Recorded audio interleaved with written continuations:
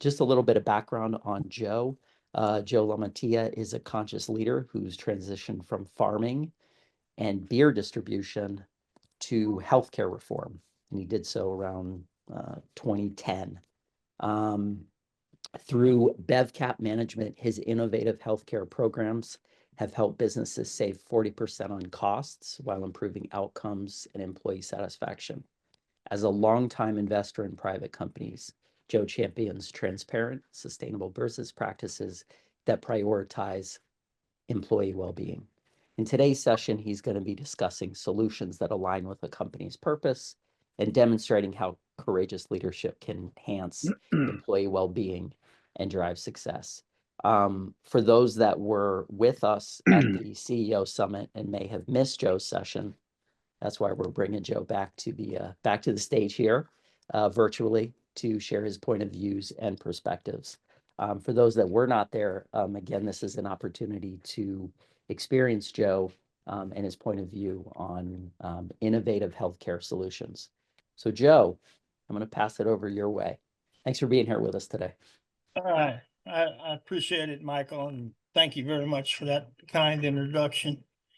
I want to go over a little bit of a summary of what we covered the last time for folks that were not there. And then we'll get into some other stuff that you might be interested in hearing about. First off, let's go over the definition of a group captive, and it's basically kind of like a co-op. Group of people get together, start an insurance company. Every member of the captive has their own deductible, say $50,000 per occurrence. And then the group as a whole would handle everything from 50,000 to say 200,000 per occurrence. An insurance company would typically handle everything above 200,000. So that, in its simplest form, is a group captive insurance company. We started up our first group captive in 2008. It was a property and casualty captive for beer distributors. Started it up with one other company. Today we've got about 45 companies from around the United States, and we'll do about 40 million in premiums. Started up our first healthcare captive in 2013, again for beer distributors. Started up another one for folks that were not in the beer business a couple of years after that. Today we've got actually four different captives that are industry specific. Besides the beer captive, there's one for car dealers, construction, and education. And then there's a couple of other captives that are for various industries. One of the first things we did when we started up the captive is we started looking at our data. We never got to see our data before we had the captive going. And we tried to put the data in a format that we could actually understand. One of the first things that we noticed was we were spending an awful lot of money on the chronically ill. And the most expensive claims we were getting out of that group were the people that were non-compliant. Now, in our book, what non-compliant means is they weren't taking their medication and they weren't seeing their doctor when they were supposed to. And if you looked at a universe of 750 employees on the plan, 30% of those would be chronically ill. And from 30 to 45% of those would be non-compliant, depending on the disease they had. And if we could get the non-compliant to behaving like the compliant cost-wise, we'd save $1.5 million a year. Wow. Yeah, it's pretty impressive numbers. Now we'll see in our system, we will see 93% of the non-compliant chronically ill. And that's a very high utilization number in the healthcare industry. Typically, they are happy with 10 to 20%. Okay, and one of the ways that we do this is we try to remove the obstacles between the physician and the patient. So number one, the appointments were free to the employees. Number two, Oh we my brought the God. doctor Really? straight to the warehouse. Okay, the employee didn't even have to clock out. And from the doctor's side of it, we pay them by the hour. So they don't have to worry about how many people they're going to get through the door that particular day. And they make more money than they would get reimbursed from the insurance company. The program has worked very well for us, and it wasn't near as complex as people told us it was going to be. Okay, we didn't have to change the employee's culture. He could still get his breakfast tacos in the morning. He didn't have to go to the gym every other day. All right, it was a very simple process. It's not rocket science, not in any way, shape, or form. Let me talk for a little bit about waste in the healthcare system, because that's one of the reasons we're able to put these programs together and actually save money doing it. And I'll tell you all a little story to demonstrate this. I can take an employee and their spouse from El Paso and fly them to Austin, where we have a surgery center. We'll pay for their airfare, get them picked up in a limousine, put them up in a 4 or 5-star hotel, pay for their meals while they're there, waive their deductible, waive their copay, give them $1,000 cash to spend however they want to spend, and it still ends up costing us 20 to 40% less than it would at a hospital. That is a lot of waste. We've got about 8 programs in the captive. They're all free to the employees. I mentioned the disease management and the ambulatory surgery center. That's elective surgeries for the most part. We've also got maternity advocates program, and we even give away a year's supply of diapers and wet wipes with that program. We have a cancer advocacy program. Medical personnel are available 24/7 in that program, just like with the maternity program. Imaging is free to the employees. We have complex surgeries that are free to the employees. We have just started a behavioral health program, and the first 6 visits of that program is free to the employees. Now, we couldn't foot the bill on 100% of these programs and still save money unless there was a lot of waste in the system. Okay. And there's lots of low-hanging fruit out there, and that's what makes these programs work. Some of the waste, obviously, comes from greed in the system. But there's other mechanisms out there that serve to complicate it as well. If you look at what the providers send into the insurance companies in order to get paid, those are called CPT codes. Okay, there's about 10,000 of them. And then they've got what the heck do they call them? DRGs.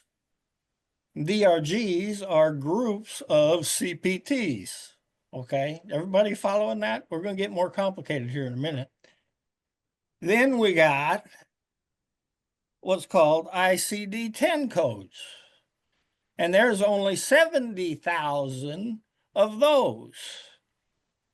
All right, now I'm going to read to you some of these ICD-10 codes because I think they're important and you need to hear some of them. All right, one of them here is V97.33 XD, and that is sucked into a jet engine, subsequent encounter. Now, how they did that, I don't know. Here's another one, W6.162XD. These are actual code, folks. You can't make this shit up, really. Struck by a duck, subsequent encounter. Z63.1, everybody will be familiar with this. Problems in relationship with in-laws. Okay, another actual code. W220.2XD, walked into lamppost. Subsequent encounter. So they cover every aspect. Now, how everybody knows what to put down when all this stuff happens, I have no idea. And I got to be honest with you guys, because subsequent encounter in that lingo means that they have seen a medical person, but it don't sound near as funny if you explain it that way. So let's see here. We've talked a bit about the waste. I want to get a little more serious here and talk to you about. Joe, can I just jump in? Yes, Cheryl sir. asked a question about how does the approval process unfold? The approval process you just described for these different classifications. Approval process for a diagnosis code? Yes, I have no unearthly idea. fair enough. Okay. That's probably between the provider and the insurance company. The tricky part about diagnosis really comes into play with certain diseases, as far as I'm concerned. When you're dealing with things like cancer, you have a high degree of misdiagnosis, and certain other ones you do as well. And obviously, most of the codes are very useful, but it goes to show you how much complexity they are dealing with there. I'm sorry I can't help you out with the approval process for those, but we'll try to find out if you like. But let's talk for a minute about healthcare in the United States. If you look at top 10 countries in the world, the United States has the highest cost healthcare. I've been busy. My ass Okay. are sitting here so long. And in terms of longevity, life expectancy, they're number 10. Highest cost, worst performance on life expectancy. All right, if you look at 11 countries that have a similar GDP per capita to the United States, who has the most errors and delays in medical, medicine, and labs? The United States. Okay. Same thing on outcomes. Who has the worst healthcare outcomes of those 11 countries? The United States. This one hurts a little bit. Out of 250 countries worldwide, infant mortality, The United States is number 54, worse than any other developed nation. Maternal mortality, okay, out of 34 countries, excuse me, the United States is 3 times higher than most of those other countries. Okay. That's not what I signed up for. This is what we're buying for our families. This is what we're buying for our employees. And it's not something we put up with. Y'all shouldn't either. It's really pretty sad. All of these figures are available to you from WHO. No, it's not a band. It's World Healthcare Organization. All right. The other one is OECD, and I got to read it because it's too long for me to remember. Organization for Economic Cooperation and Development. You look those up with Google, they got all kinds of information on it. Unfortunately, a lot of it's pretty sad. Okay, and the question becomes, why is this happening? There's a lot of reasons why it got started, but if you look at why it's been going on so long and why in some instances it's getting worse, the primary reason is because independent business owners and C-suite executives are not doing their job. Okay. They have the tendency to spend more time on their light bill than they do their healthcare bill. And that's just wrong. Okay. The government, in their infinite wisdom or lack thereof, depending on which side of the coin you're on, has recognized this. In the last couple of years, they have put into place regulations and rules, about 3,000 pages worth. One of the primary outcomes of these rules and regulations has been that they have made it much easier for lawyers to sue business owners and their companies for failure to adhere to their fiduciary responsibilities. Okay, same thing happened back in 2006, 2007 with pension plans and 401ks. And now it's the health plans turning the box.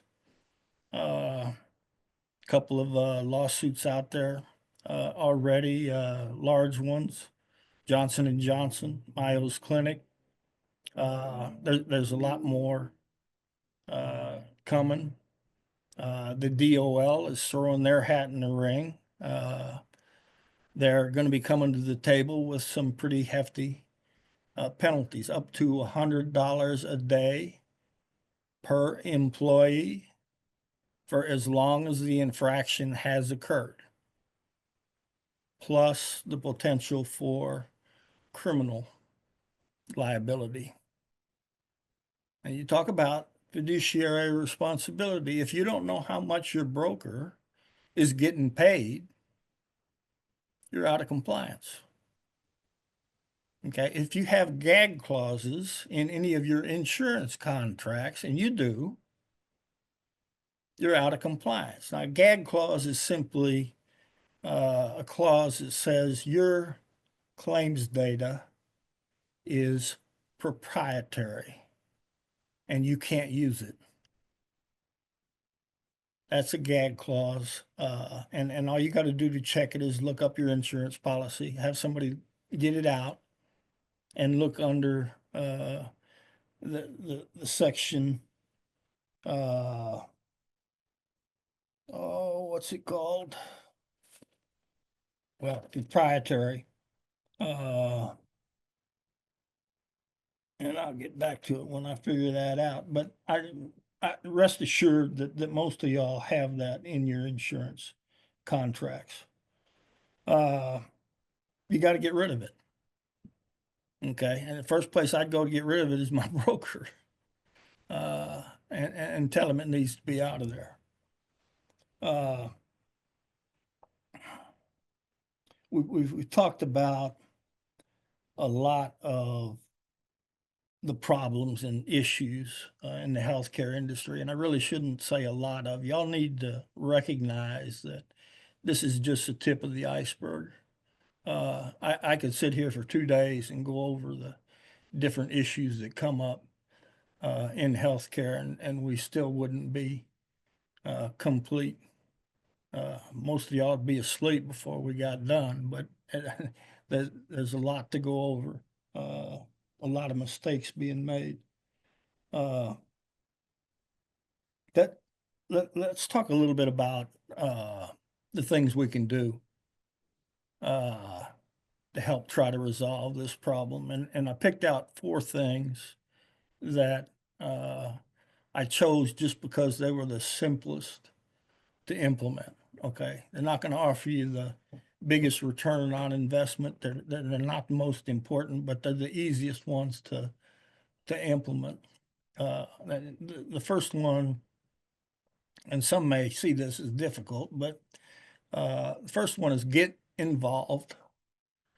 Okay. Healthcare being the number 2 or 3 item on your list of expenses is worthy of C-suite resources.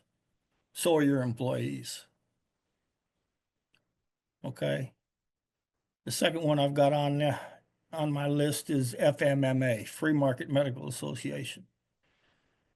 Y'all should, and it's on the list of companies that was supposed to be presented to y'all. I'm assuming they have access to those, Michael. FMMA, a group of folks that think the same way I do. They've got some good ideas on how to address the rising cost of healthcare and the low quality. And you ought to go to their conference. They got one conference a year, and I'd suggest you go to at least 2 of them. You don't have to become a healthcare expert. Okay, but it's a good idea to know, have a thought of what questions to ask. Okay, and yeah, you're going to get hit up by some salespeople. They'll sell you stuff day and night, but there's a lot of good folks there, and you pick up a lot of good information.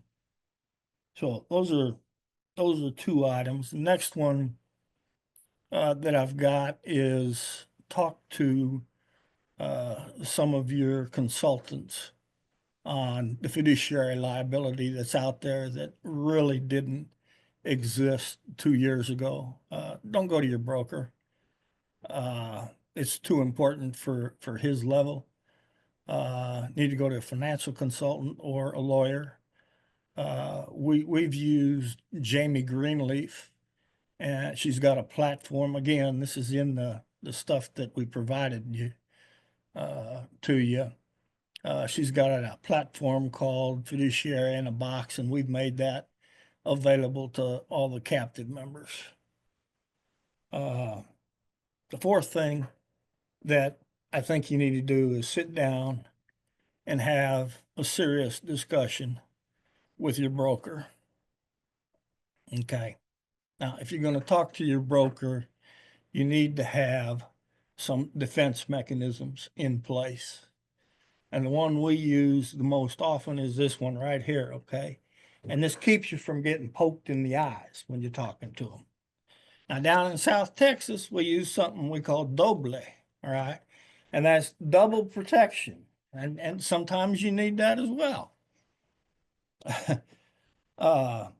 You may ask your broker why he didn't tell you about these fiduciary obligations. He's your healthcare expert. He should have known about them, and he should have told you about them. While you're at it, have him check your D&O policy. because insurance companies in the last 3 to 5 years have been removing fiduciary liability from their D&O coverage. So hopefully you still got it in your policy, but I'd sure check with your broker on that issue. You know, a broker typically gets paid 5% of premium. So if you've got $5 million in premiums, he's taking home $250,000 just on your account. Okay, he's also getting incentives and or bonuses from the insurance company. One of the more popular ones is a retention bonus. So if the broker can convince you to stay with a particular insurance company, he makes more money. Okay, this incentive program is kind of cattywampus. All right, the more money the insurance company charges you, the more money he makes. Yet he's supposed to be representing you. Okay, it doesn't work very well. Not a very good incentive program.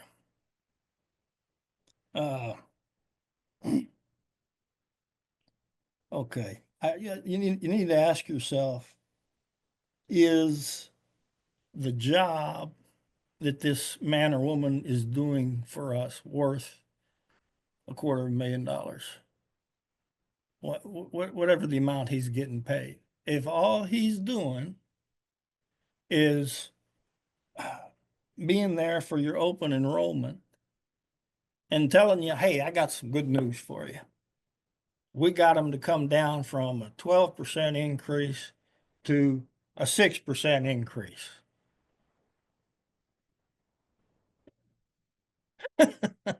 That's terrible. He ain't doing his job.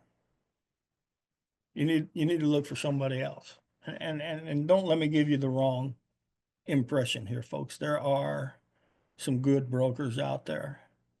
And they care about their clients and they're trying to do a good job for them.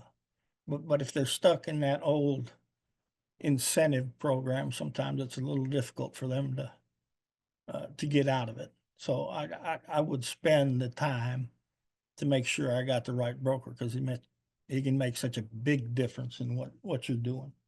We're going to talk for just a second on the size of your organization, because that makes a difference in what kind of strategy you want to utilize. If you're 50 employees or less on the plan, you probably don't have as many options as some of the larger employees. Number one, the states have different minimums that you have to have in order to be self-insured. It goes from 10 in some states to 50 in other states. And sometimes it's going to be a little more difficult to get a captive arrangement. It's possible, but it takes a lot more work. One of the things that is available to you at that size level is a level funded plan. Okay, and your broker should be familiar with this. I'm not an expert on level funded plans, but the folks that I talk to and I trust have told me that is a reasonable alternative. And it allows you to put processes and programs in place that you can get money back from if you outperform your expected claims. Okay, and you can get money back from them that year. Another way of looking at it, another type of insurance is monthly aggregate accommodation. Okay, again, I had to read that because it's too long for me to remember. But I don't know a whole lot about it. It's something that folks I trust have talked to me about being similar to the level funded plan. Y'all find a good broker and ask them about it. It'd be worth looking into those two programs. A couple of companies that I'm vaguely familiar with, Skyward is one of them, SKYWARD. Radion Health is another one, RADION. These people are not on the list of companies that we put out that's available to y'all because I don't know them well enough. But maybe it'll save you some search time for your broker to check them out. I've talked to both of them. They seem to have a good story, and that's why I brought them up today. The next size up is from 50 employees on the plan to, I'm going to say, 8,000. Okay. And that is a personal value judgment. Okay. My opinion. All right. Some folks will tell you 5,000 is the figure. Some folks will tell you 15,000 is the figure. I think it's around 8,000. That size is a very good size to get involved with a captive, group captive program. Group captive program on one hand provides you with more flexibility. If you get into a group captive that is serious about cost containment, is serious about improving the quality for the employees and reducing the cost, you may have a little less flexibility in choosing your favorite TPA, third-party administrator, or PBM, pharmacy benefits manager. But you should have more programs in place that are actually working if you connect with that type of a captive. When you go up to 8,000 people on the plan and above, you really don't need an insurance carrier. You don't need a stop loss carrier. Over a 5-year period, you'll almost always come out ahead doing it yourself instead of paying somebody else premiums. Okay. You very well could have a year or two where you get some big claims and you come out on the short end of the stick. So part of it has to do with your tolerance for risk. But one of the things you need to keep in mind is that the insurance companies are almost exactly like Las Vegas. Okay, not near as much fun. Don't get me wrong there, but they play the odds, and the insurance companies are the house. And if you look at it over the long term, the most expensive program you can put in place to handle your healthcare exposure is paying an insurance company. They're in it to make a profit. Okay. What the insurance actually does is work to level out your cash flow. Okay. That's basically what I wanted to cover. Michael, are you getting any questions in? Y'all better come up with some questions, or you're gonna have to sit here and listen to me the last 20 minutes, and nobody wants to do that. Great point, Joe. I have some questions that I've been developing and jotting down based on what you've been saying, but I do want to give the opportunity to the audience. If you have any questions, feel free to drop those into the chat. I'll give it a few seconds, 3 to 5 seconds, and then Joe, I'm going to hit you with one question that has been percolating for me. Okay. Y'all should have a copy of different companies that we deal with. I think it's important to understand those really aren't recommendations. they are people we utilize in the captives, or they're people that I trust to do what they say they're going to do. There are some of those companies that I have an equity interest in. Those are indicated by an asterisk. Most of them are minority interest, but I wanted to be completely transparent about that. So that they are listed on there with an asterisk. So you know the difference. A couple of books on there that would be very good for y'all to read. They're scary, but they tell you a lot about the insurance industry. What you got, Michael? All right. Well, no questions in the chat, so I'll go ahead and throw a question your way. Damn, I'm good. Hold on. I take it back.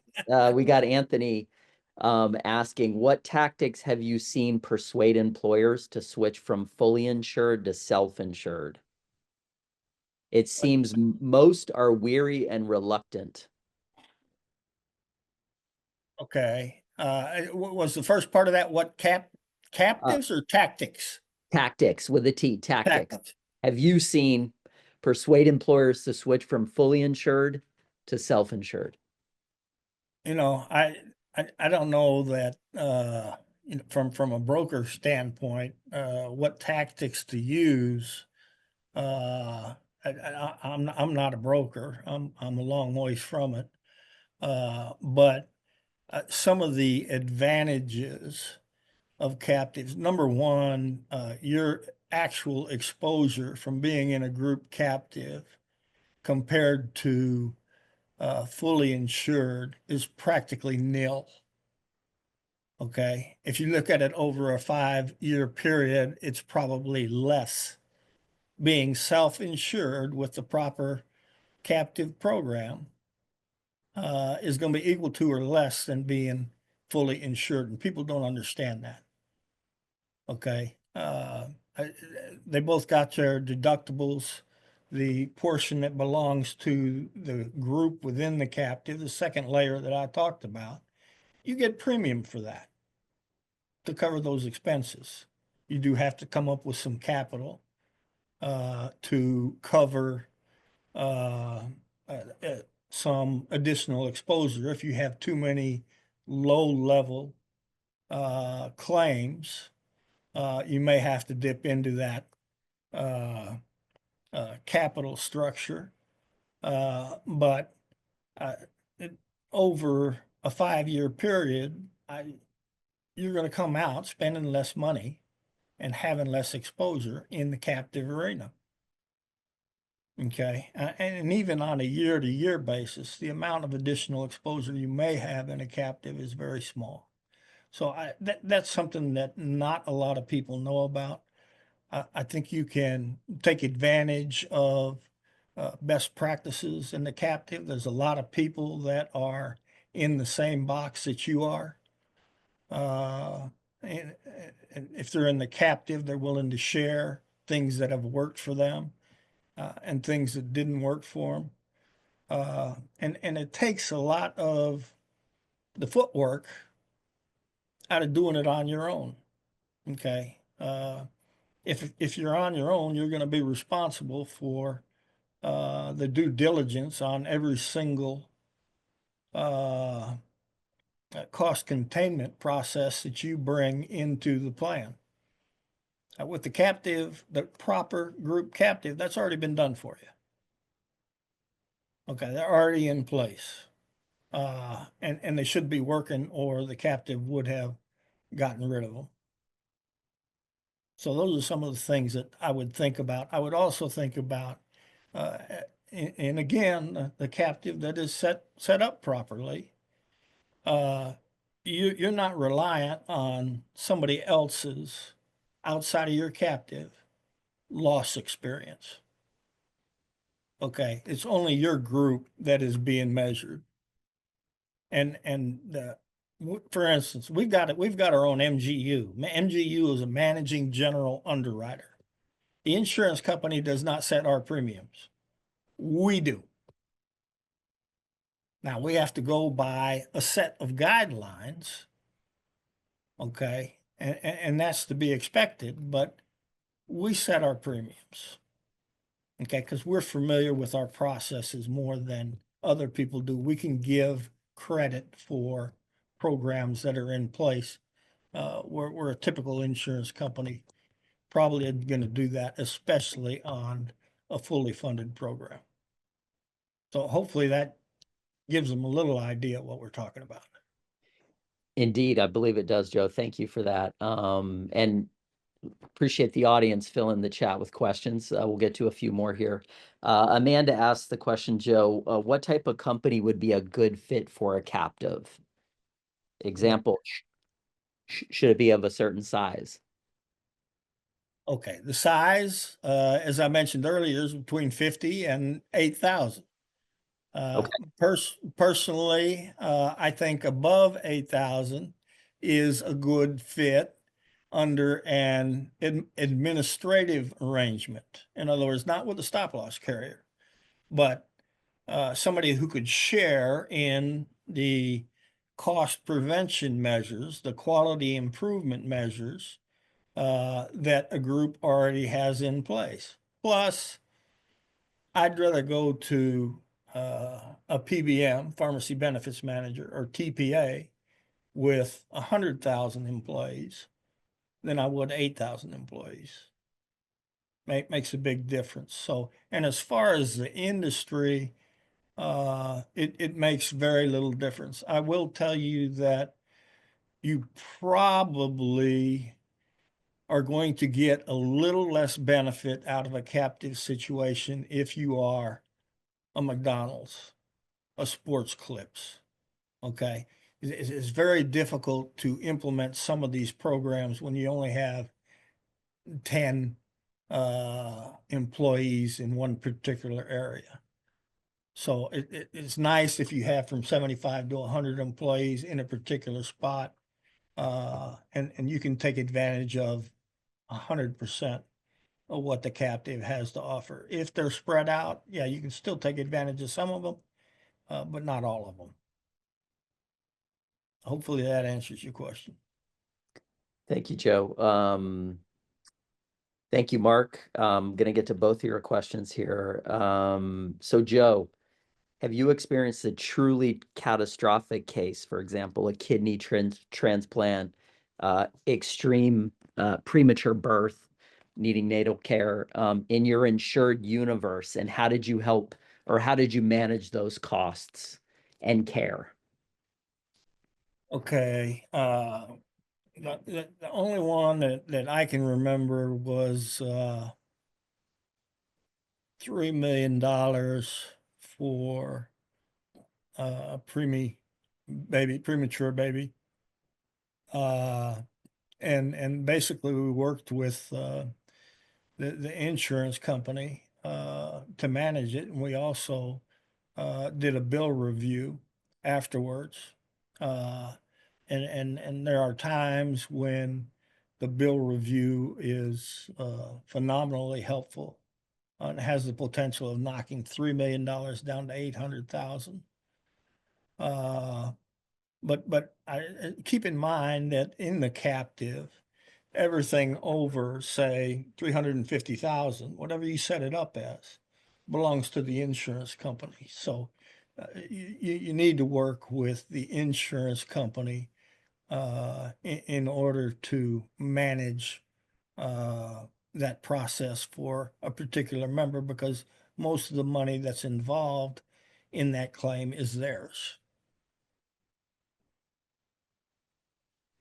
Mark's got another great follow-up question. Do you have incentives for members to engage in prevention efforts? For example, weight loss, quitting smoking, cancer screenings, vaccination, things of that sort.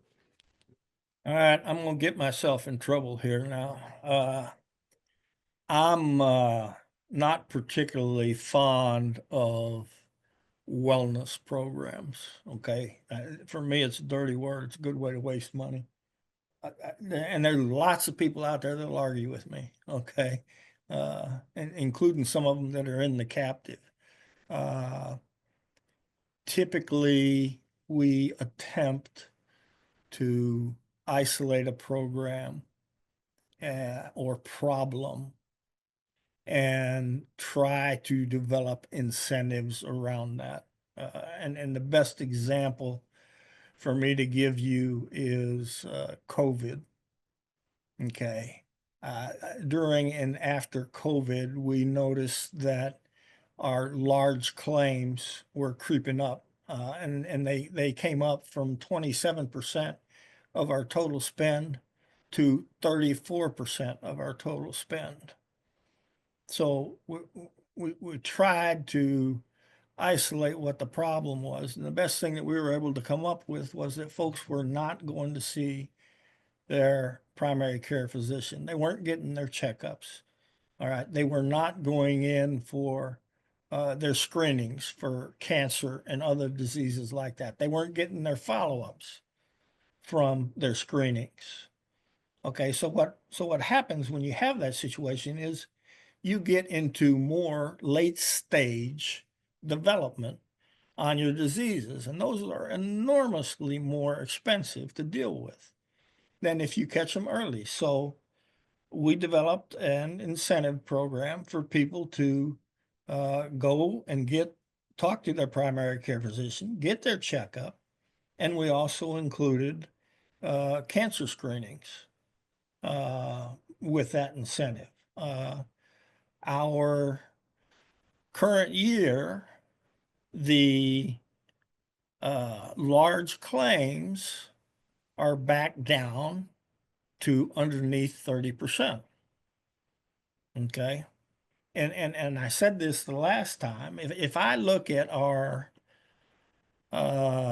medical and pharmaceutical spend, okay, we are 10% below what we were in 2014.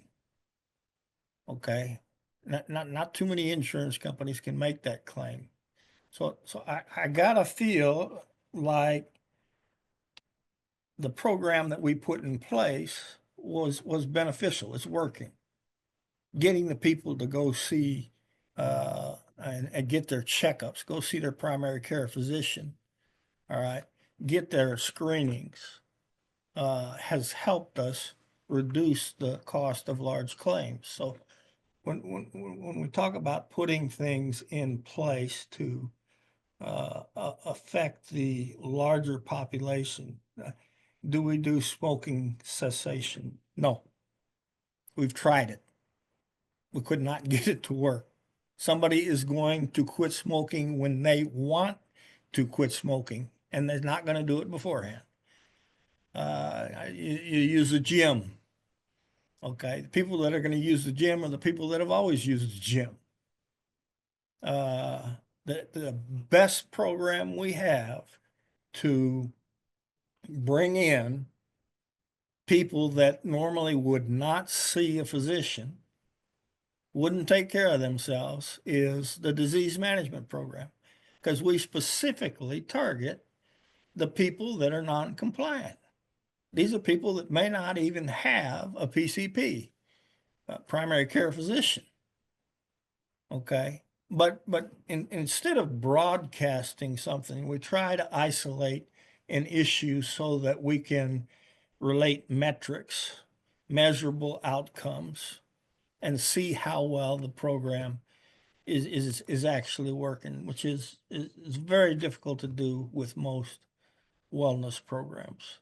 And I don't want to turn people off to those programs. I just sat through 3 1-hour sessions in the captive, people wanting to put together a wellness program, and I got outvoted on that one. So the captive now has a wellness program that you can, but do not have to participate in. What's next? Well, we're getting close to the top of the hour, Joe, so I want to be respectful of your time as well as all those joining us today. I mean, it's such a complex topic and just a challenging universe to navigate.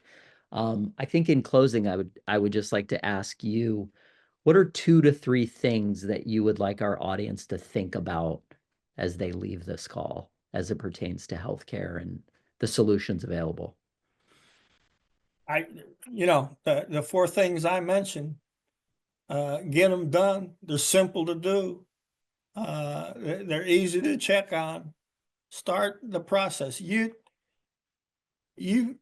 are the only people that can change healthcare. The government can't do it. The insurance companies are not interested in doing it. Okay.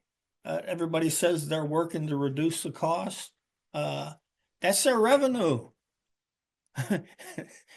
They don't want to reduce their revenue. They don't want premiums to go down.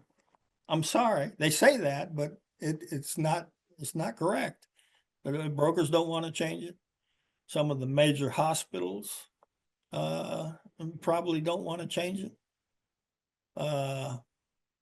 Y'all need to get involved, and that's the only way that it's going to change.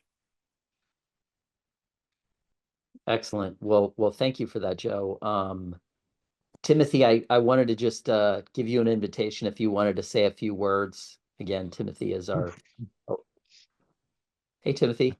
Hey, hi, Michael. Hi, Joe. Hey, Timothy, how are you, sir? Good to see you again. I just really appreciate, Joe, your down-home approach to this. Very clear, very basic, no-nonsense stuff. Like, this is the nuts and bolts of what can help conscious businesses lower their costs to their employees, but also improve their access and outcomes. And this is, seems to be a little bit of a well-kept secret, but I just love the fact that this is something that it can be so important to helping develop a conscious culture and really taking care of your employees. And oh, by the way, great example of way to save money. Better outcomes, cheaper. What's not to like? Sounds pretty conscious to me, Joe. Thanks. Yes, sir.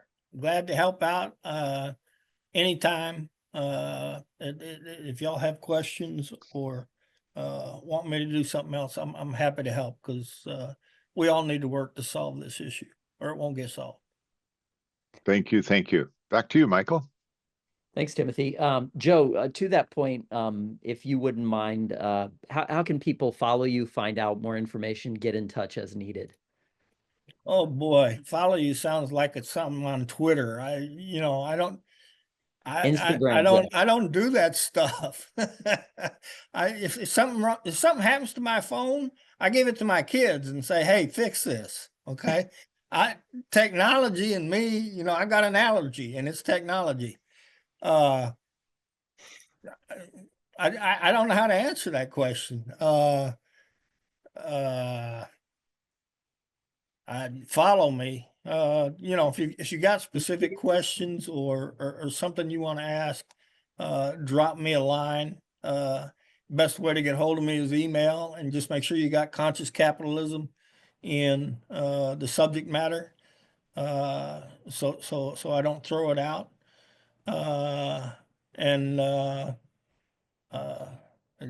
If y'all want to have another get together or something sometime, just let me know. I'm available. Excellent, Jim. Well, with your permission, may I share your email in chat here for the benefit of the Sure. What All right. the heck? I'm hitting enter right now. There it is, folks. If you need to get in touch with Joe for follow-up, send him an email. Joe, thank you for engaging with technology, Zoom today, to join us and provide great insights and actionable information. And always truly a pleasure to get your perspectives on healthcare. It's I hope everybody got something out of it. excellent. All right. Well, thank you to everyone who joined us today. Getting some love in the chat. Bianca, Amanda, thank you all. And to close, wishing you all a very happy holiday season. And we'll be Same back. to you. We'll be Everybody back with enjoy the it. virtual gatherings Thank you. in January. All right, Joe. Be well. Thank you. Yes, sir.